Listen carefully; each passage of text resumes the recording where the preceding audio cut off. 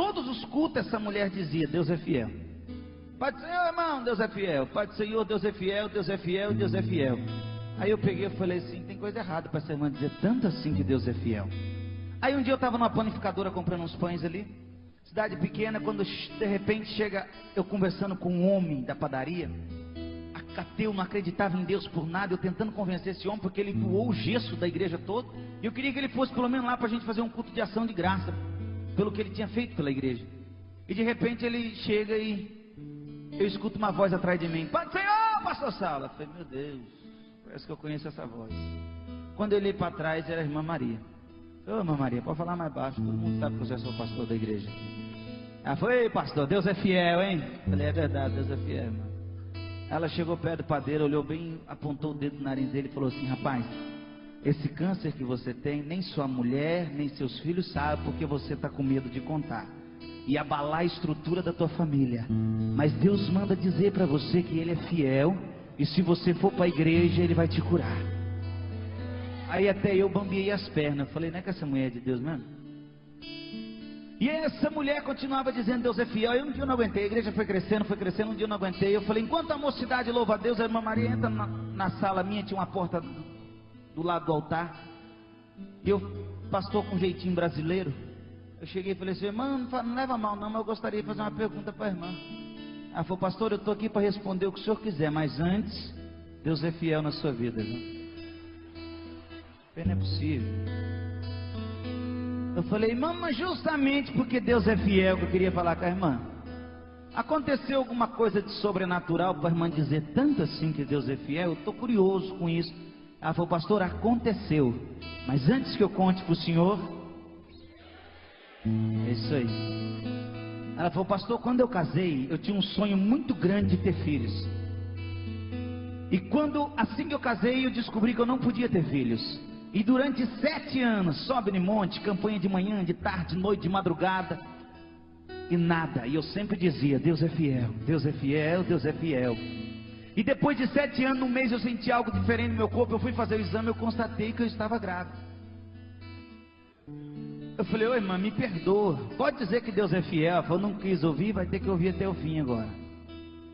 Ela falou assim: minha filha nasceu, cresceu. Quando ela pegou uma idade de 9 para 10 anos, ela foi acometida de uma doença por nome de leucemia.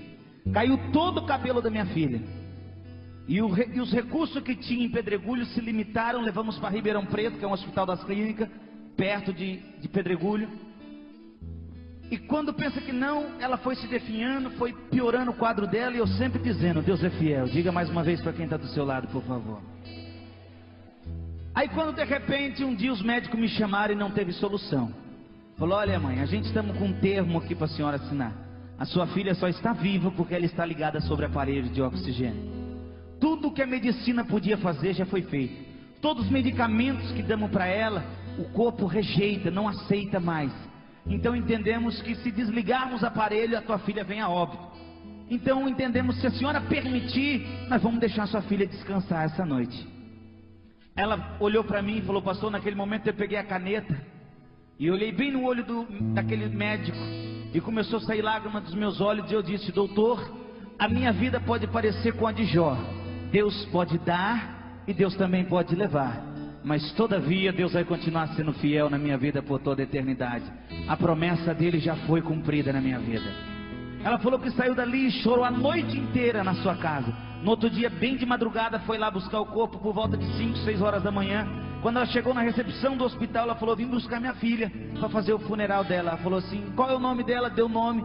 Quando puxou no sistema, falou: olha mãe, calma que eu não tenho uma notícia boa para te dar. Ela falou: não, já sei, morreu, eu vim buscar. Ela falou: não, não é isso não. Essa noite, por volta das 0 horas, os médicos cuidavam do caso dela, desligaram todos os aparelhos do corpo dela. E depois de meia hora, o médico cuidava do caso dela, estava de plantão, voltou para constatar o óbito dela. O corpo dela já não se encontrava naquele lugar. Não sabemos se pegaram. Sair andando era quase impossível ela ter saído andando de lá.